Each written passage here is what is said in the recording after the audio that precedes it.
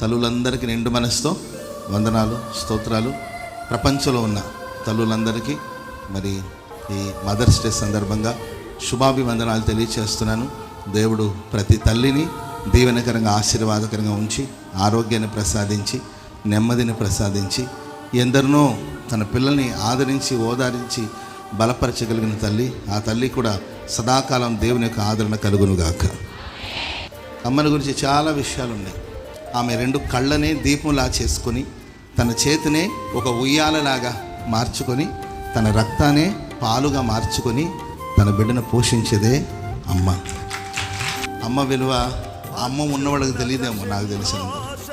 ఓ తల్లి విలువ ఆ తల్లి ఉన్నంత వరకు చాలామంది పిల్లలు తెలుసుకోరండి. తెలుసుకునే లోపల కొందరి జీవితాలు అమ్మ లేకుండా పోతారు. ఆ తర్వాత ప్రతిరోజు ఏడ్చిన, ప్రతిరోజు ప్రలాపించిన ఆ తల్లి మనకు అందుబాటులో ఉండదు కదా.